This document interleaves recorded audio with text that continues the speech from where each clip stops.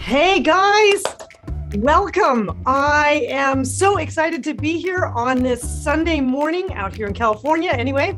And I've got Megan with me. Hi guys. I'm so excited for today. I could actually hardly sleep last night.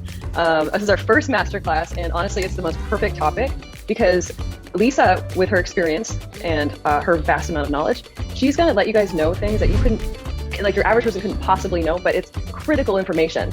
And so today, you're getting your money's worth. So I'm really, me too. I'm really excited to be here.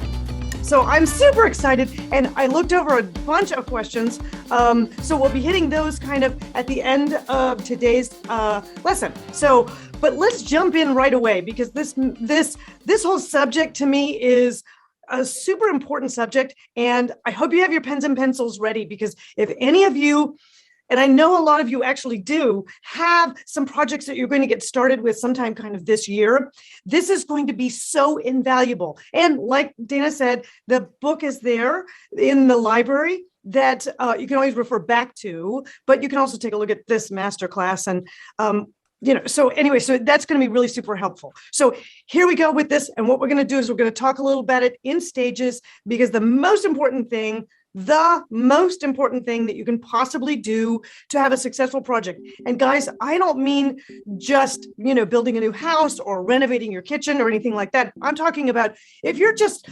refreshing your living room or redoing your floors or something along those lines. Those may feel like smaller projects, but I always say this, it's like I've done thousands and thousands of hotel rooms over the years, and I use the same system. And the reason is because the hotels and homes require the same process to have it get done successfully. And so it's easy. There's just more to do with hotels than there is with, say, your project on your home, but the system is the same. So here we go. Let's roll it out. Number one thing that you want to be sure that you are doing is of course planning, which is what we've been talking about all along. But the number one thing is that there's 4 main parameters that you want to think about. And this actually isn't in the book, but what I want you to have a kind of an overall view of is that these 4 things that we need to kind of prepare for before we start a project of any kind. I mean, swinging a hammer or anything. And the first parameter that you really want to have buttoned up is your inspiration. What does that mean, Megan? Inspiration? Well, basically, it's anything that you look at. Like you can go to Pinterest, for example, and find beautiful things. Or it could even just be like a painting or a color or really anything that moves you. You just kind of gather it together in a lookbook. And you'll notice that the more pieces, if you will, that you put together, it'll start to have kind of a cohesive theme. And Lisa will get into details about that here in just a second. That's right. That's exactly right. So the number one thing is inspiration. The number two thing, is your scope of work. Now, I know you don't know what that means quite yet. We'll go into that. Number 3 thing is, as we call in the book, the B word, or the budget. Super important that you have a ballpark understanding of what it is you can do and what you can spend. And then the number 4 thing is your schedule, or what I call your critical path. That's a term that we use when we're doing large construction projects. But you could think of it maybe if you're working with a smaller project as a timeline. And so you want to make sure that all 4 of those things are buttoned down. And this book is going to show you how to do that and more. All right. So number one thing that we always think about when we start thinking about doing a fun project is kind of what do we want the project to look like at the end, right? So what is our inspiration? And that can be everything from, helping define what your style wants to look like for the project. Dana, could you go to, let's go back to page 4. Yes. And so 4 in the book talks a little bit about, again, what Megan was mentioning, which was kind of, gathering up something and going, this is my inspiration. I wanted to kind of go over this with everybody, kind of, because it's where we talk about the lookbook a little bit. You all may have heard of the phrase lookbook. That was what we used to do ages ago before we had, computers. But the whole idea of lookbook is grabbing that imagery. Maybe it's a photograph, maybe it's pages out of a magazine, anything that can come together. I have often met with clients and they've handed me this manila folder just stuffed full of all these kinds of images that they've been collecting for years. And the truth of it is, if you've been thinking about doing something, you're going to be starting to be aware around you of images that maybe look like kitchen cabinets that you love, or maybe it's a new flooring finish that you haven't seen before that you're interested in. So all of those things kind of need to be saved into this one, what we call lookbook space. And if you guys are one of those guys where you're absolutely about to attack a kitchen or do something significant like a kitchen or a bathroom with your home, maybe add in a small addition, change out some windows, renovate in any way, you absolutely need to check out the Dezigner method. This is my new program for anyone who's doing any kind of significant either construction or renovation to their homes. I take you from soup to nuts. There's a link down below that'll give you more information on it. So check out the link down below. It's definitely in the description, but it's also right here, and I hope I see you there.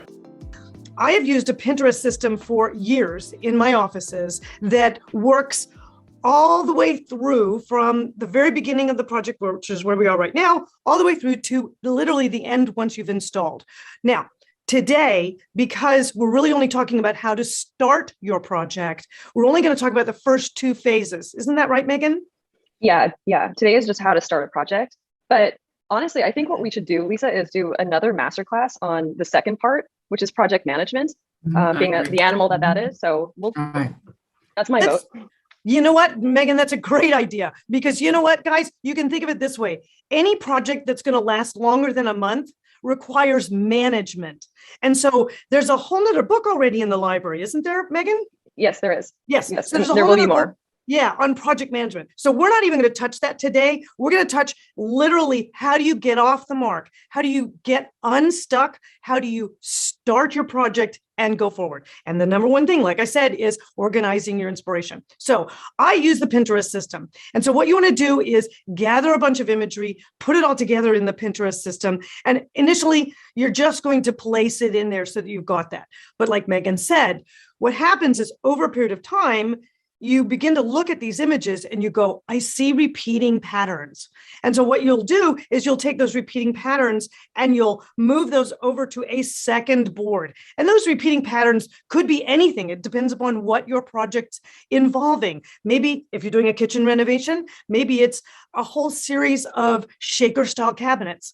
Maybe it's a really fantastic looking ceramic floor. Maybe it's this fabulous farmhouse sink that you're looking at, and it keeps repeating and you keep seeing it in these images. And so what that says to you is that speaking to things that are really what's in your heart and what you're really wanting to have the space maybe include or have it be made up of in a certain way. So that's kind of your second phase of the system, is that you all of a sudden are able to define certain design elements that you'll want to make sure that you include as you go forward. Now, don't worry about the rest of the system for right now, but that is how you begin to put your lookbook together on things. So that's a super important first step when you're starting a project.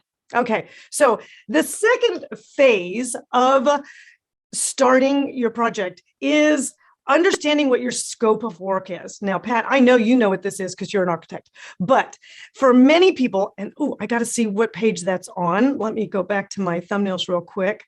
Here we go. It's a picture of a kitchen. I keep talking about kitchens because I know a lot of you out there have been asking me kitchen questions, but there's lots of other projects that require this planning process to be engaged before you start them. So it's not just kitchens, it can be anything. So scope of work, guys. So let's talk a little bit about what a scope of work is.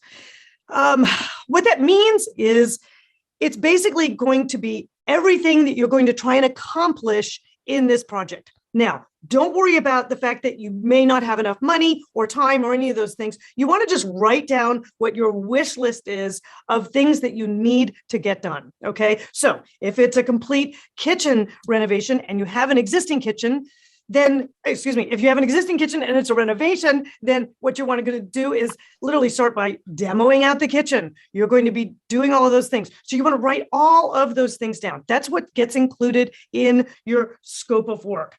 Now, to help you understand what to include in your scope of work, you want to, there's a secondary set of parameters that we work with when we're starting a project. And these are pertaining to your scope of work. And this has to do with the number one, or the first thing that you want to think about is, what is your architectural statement of your structure? So we can never escape that, right? When we're looking at what we're going to be doing with our projects. If you live, in an industrial loft in downtown Chicago, and you're really kind of wanting to rock the coastal beach theme, those are going to be very unhappy together, number one. So that's a style statement. And then number two, if you're looking at your architecture and you're going, do I need to expand my kitchen? Do I need to add square footage? Maybe I'm adding a second floor to my house. Maybe I'm demoing out a little wall between the kitchen and the dining room. So you need to look at what your architecture is and make sure you're including that into your scope of work, or including any changes that you want to be making into your scope of work, okay? The second thing that you need to do kind of a little bit of an analysis of, and I'm a huge fan of spreadsheets, but you don't have to use spreadsheets. You can just scratch it down on paper or notepads or whatever works, whatever little system works for you is fine. But you want to do an analysis, if you have an existing home, of what is staying and what is going. And that means everything. So that's including your finishes, that's including your furnishings, your lighting, everything. So if you're doing a kitchen renovation, we're going to work that example for a little bit.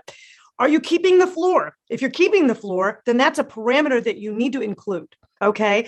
If you are changing up your floor, that's also a parameter you need to include. So you need to understand, by creating the scope of work, everything that you need to do. And sometimes this is a little bit hard because you kind of go, oh, but I really love that sofa and I kind of want to keep it, but it may not fit into my new plan. So I'm going to put this down and say, ? Will I use this or will I get new? So that's all included in the scope of work so that you understand kind of what needs to happen. Now, this is a super, super important step for anybody who's going to be doing construction. If you're just doing a fluff or a redo, and maybe it's just a quick paint job or something, scope of works are important from what we call an FF&E standpoint, or the furniture, fixtures, and equipment standpoint. But the real place where the scope of work comes into play and is essential to have is, if you're going to be doing construction, you're going to be needing that scope of work to hand to a contractor so that he understands exactly what it is he's going to be engaged to do. All right. So that's a really important thing that you kind of need to button down. And again, it can be a wish list, because you may go, well, I don't have the ability to do my kitchen and my bathroom in this whole scope of work, but it's okay, because you can always phase out, and we'll get to that in the next part of the How to Start a Project, which discusses timeline. Okay. And if you guys are one of those guys where you're absolutely about to attack a kitchen or do something significant like a kitchen or a bathroom with your home, maybe add in a small addition, change out some windows, renovate in any way, you absolutely need to check out the Dezigner method. This is my new program for anyone who's doing any kind of significant either construction or renovation to their homes. I take you from soup to nuts. There's a link down below that'll give you more information on it. So check out the link down below. It's definitely in the description, but it's also right here, and I hope I see you there. So the third thing that you want to make sure that you're including in your scope of work is, so the term that we use is programming for your needs. Now, what does that really mean? What that means is, Megan, yes, thank you. Okay, there. So next page over is, how are you going to live in your space? So that's a really important question to ask yourself. If this is a new space for you of any kind, maybe you're just moving from one house to another that's existing, or maybe you're going from a rental to a new home, it doesn't really matter. But if you're changing the space, you want to make sure that you understand how you want to live in the space. Maybe I'm going to use the kitchen example again. maybe you're becoming a major chef, or you've decided that you really love cooking.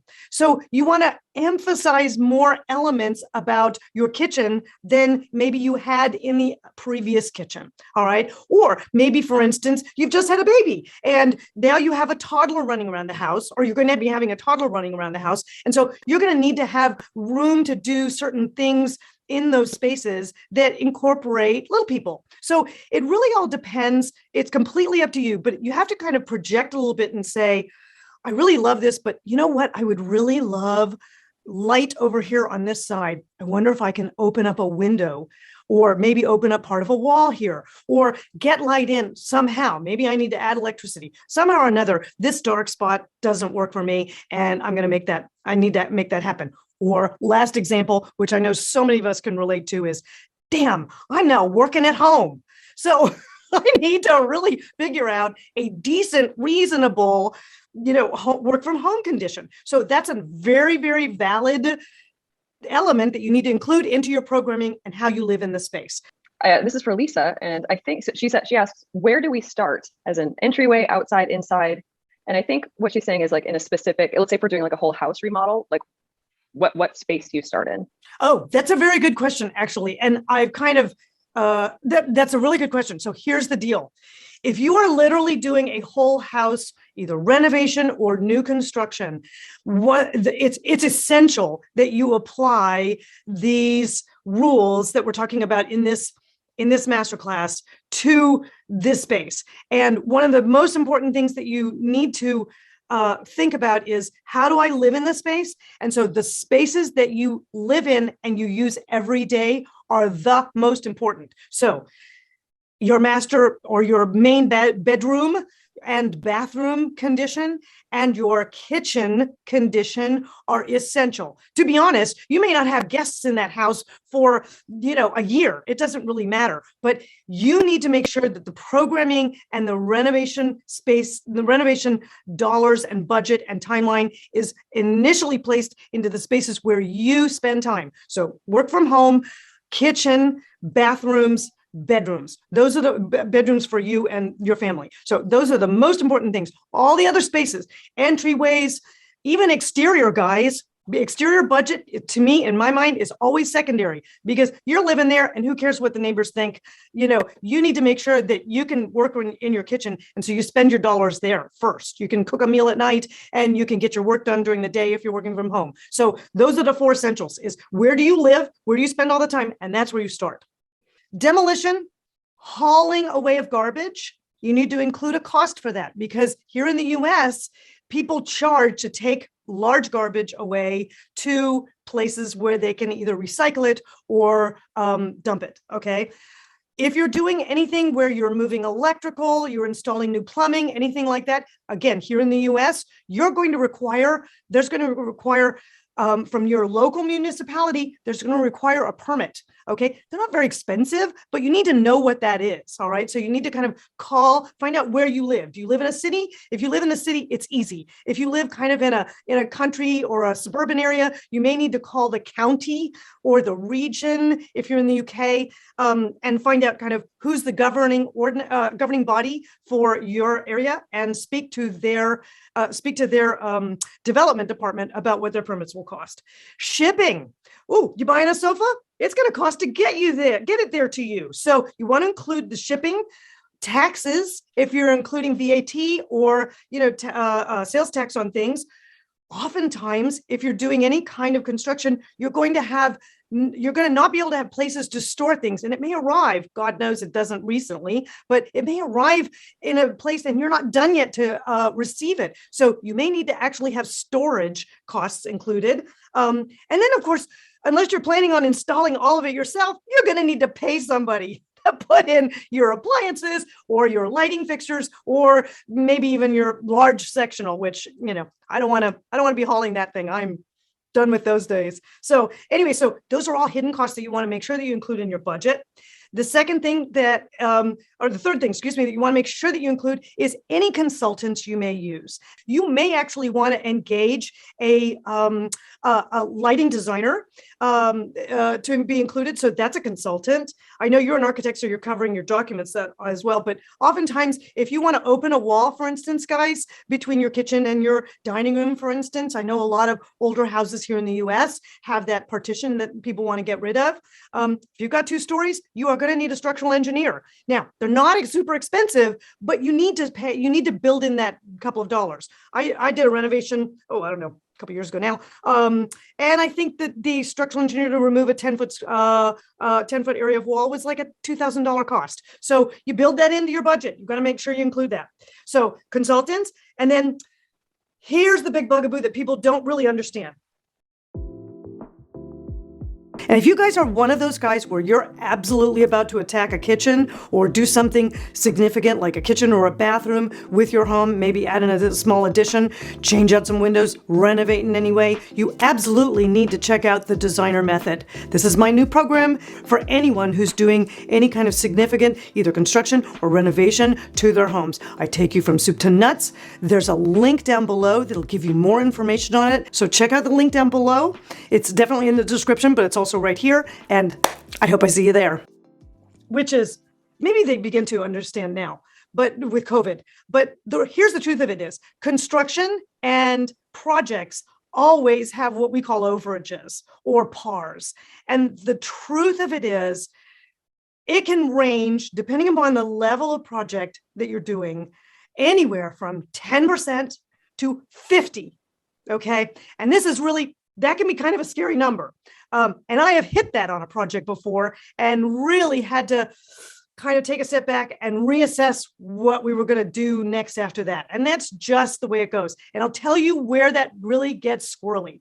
If you're building a new house, no problems. Everything's raw and new and kind of laid out in front of you.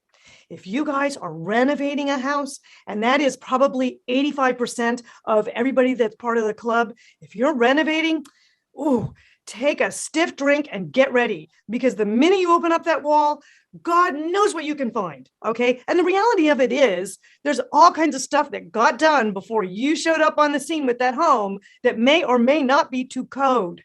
And the minute you open up that wall, you have to bring it to code. In fact, in the US, if we do something as simple as change out our toilets, we have to bring the toilet to code, which is a good thing. It means that we have to bring them all down to low water flush and things, which is all good, but you're going to be required to do that. So you have to think about it in terms of your overage is going to be higher than that 10% if you are renovating. I would estimate 15 to maybe even 20. That would be kind of give you a safe number on things. Now, let's define that for a second, because it's not necessarily overages on the cost of your furniture. Your furniture isn't going to cost more just because you're renovating, but anything that you're doing construction-wise will cost more than your initial budget allows for, because it's Murphy's Law. It's a universal axiom that nothing doesn't cost more. Nothing doesn't cost less. It always costs more. So just build that into your budget. And then that way there's no ugly surprises, or you don't start gulping 2/3 of the way through the project and go, oh my God, I'm not going to be able to finish this. And I have seen that. In fact, in my neighborhood, I have, 2 or 3 houses that I walk by almost every day that obviously ran out of money. So budgets are an extremely, extremely important tool in your planning arsenal to get right. Okay, now the fourth element that is kind of super important that you understand that we discuss in the book is the timeline. And there's more information in the book, guys, isn't there, Megan? Yes, there is, definitely. Yeah. Is it? Let's see. Let's see. Where are we on timelines? Okay. Oh, Megan, I forgot to go over the splurge and save factors. Oh, right. Yeah. So can you tell them about that? Oh, yeah, absolutely. So guys, when it comes to budgeting for any space, you definitely want to spend a bigger portion of your budget on the wow items, or the things that you'll first notice in any space.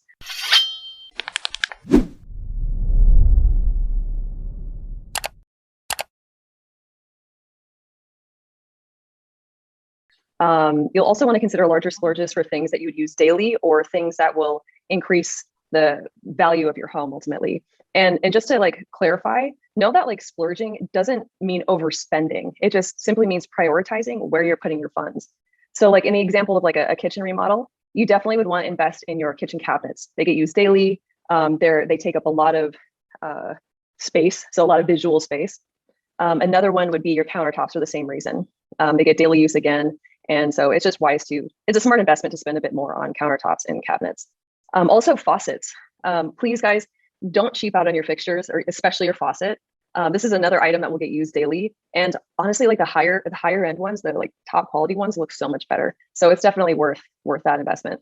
Lighting too is another one. That's usually, I mean, lighting, as we know, can make or break a room. And it's often the first thing that people will notice in your space.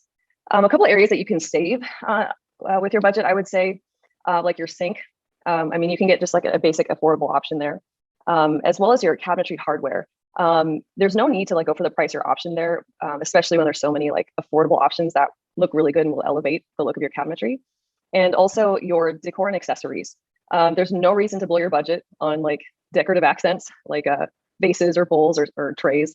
Just, you want to just like simply invest in a few like unique pieces that you love there. And it really is about the final overall look.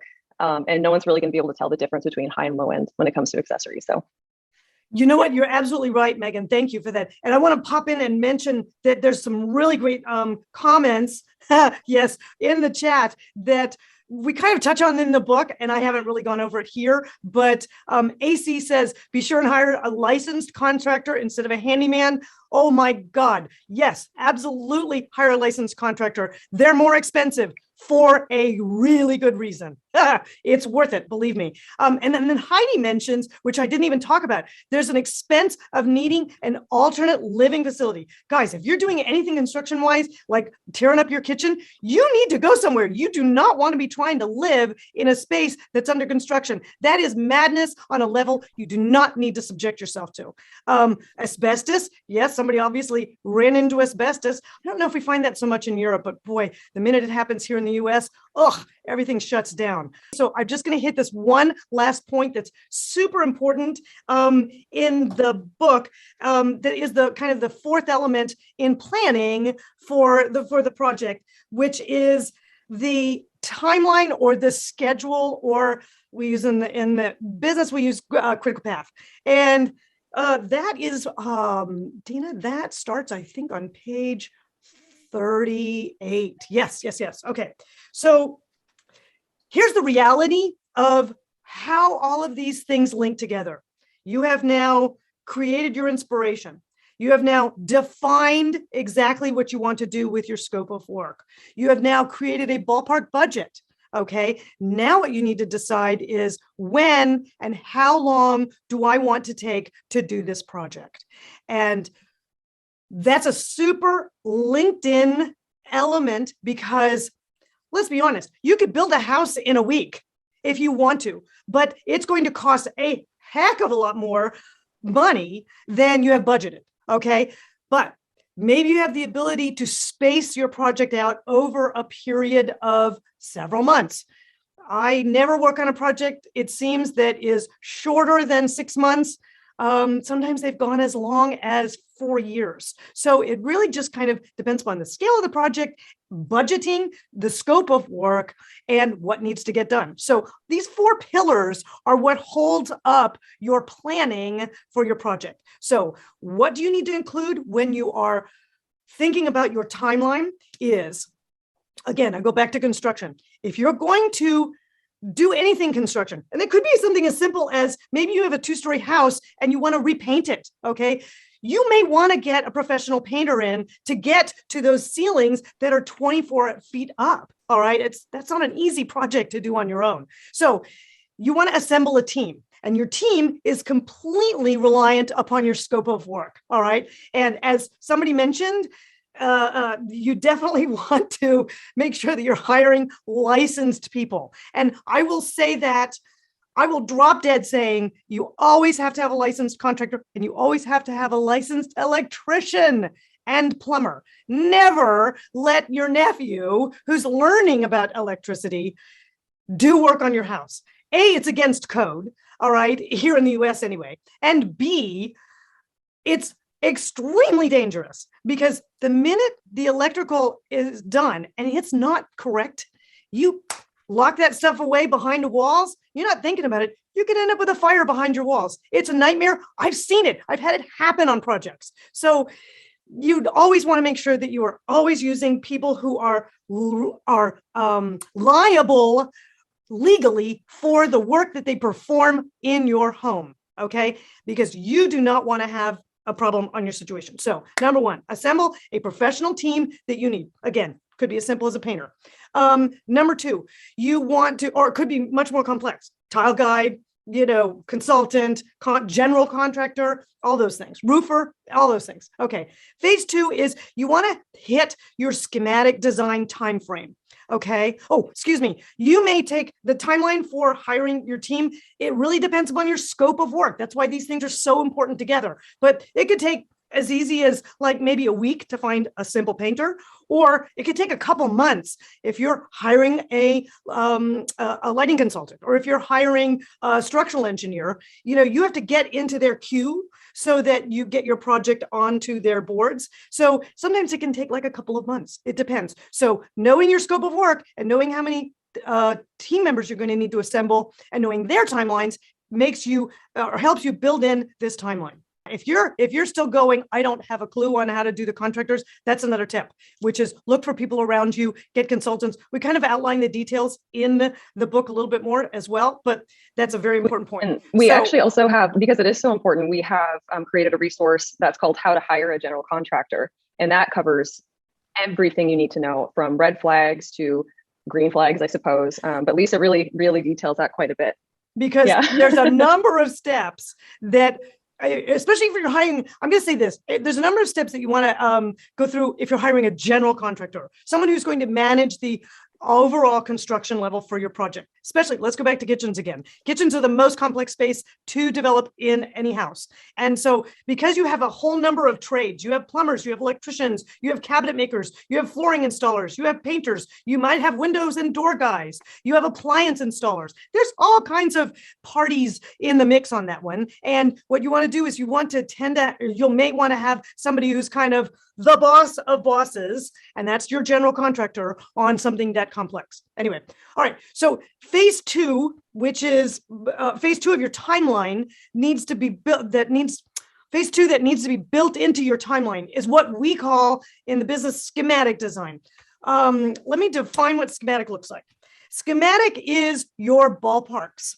And so by the time you're getting to your schematic design, you probably have a better understanding of what exactly your floor plan looks like, what exactly your products and materials might be. Like maybe you've decided, we're beating that kitchen example, maybe you've decided you're going to go with porcelain tile because the original stone tile is looking really expensive right now. So you're going to switch that out to a porcelain tile. So you kind of knowing those details because you've begun to define this, you've begun to work on the budget a little bit. And so these porcelain tiles come from Italy. And so they're a 6-week lead time. So you need to be able to build in that 6-week lead time into kind of, your understanding of your schematics or your understanding of your timeline. And that's what happens when you're in schematics. You look at cost estimates from things, and you're beginning to put together your final, in your Pinterest program, your final kind of concept boards. Yes, I'm doing farmhouse. Yes, I'm going to do a new kitchen. And so I want this kind of cabinet. I do want hardware. I want X, Y, and Z. Those are kind of finally coming together in what I call that first pass or schematic. Now, that can take, again, depending upon the type of your project, we call it out in the book as a single space can take as quick as 2 to 3 weeks. A whole house can take 4 to 6 weeks, depending upon how fast you're moving on it and how fast you can get all of the information put together and assemble and go, oh my gosh, I really love this cordon bleu range that I really want to put in there because I've decided that I love cooking. And the cordon bleu is a 12-week lead time. So, you got to build that in, but you want it and you're going to put it in there. So you have to build that in the timeline that you're going to put in. Now, phase 3 of creating your timeline or your critical path is what we call design development in the business, which is that you've now got kind of, I'm kind of thinking porcelain tile, blah, blah, blah. And this is where you literally nail things down. You literally go, that's the tile I want. That's the kitchen countertop that I want. That's the light fixture that I want. And you start both plugging that into your budget, okay? But your budget's already informed by a ballpark around this one. And you nail everything down so that it's labeled as final selection or final decision. And we kind of talk a little bit about this on pages 40 and 41 of the book. And again, this goes back to, maybe you haven't decided on a sofa, but you need a sectional. So you've ballparked a sectional price in there, but you really need to find it by the time you're in design development, because that particular sectional may be coming from, I don't know, India or something. I have no idea. And so that may need to take time. And so you need to know those things to build it into your timeline. So nailing down those final selections on timelines can take anywhere. Again, single space would be 2 to 3 weeks for those final selections, plus another 2 weeks for maybe revisions. Oh, maybe you're in love with that porcelanosa tile, but they just told you that it's discontinued. But those kinds of things happen. So you have to build in, a little bit of that time frame. So single space, 2 to 4 weeks, and a whole house, 4 to 6 or 8 weeks, depending upon your final design development. Because at this point, you are locking things down and you are, knowing exactly what's going into where. So that's what happens with design development. So that's that timeline for that.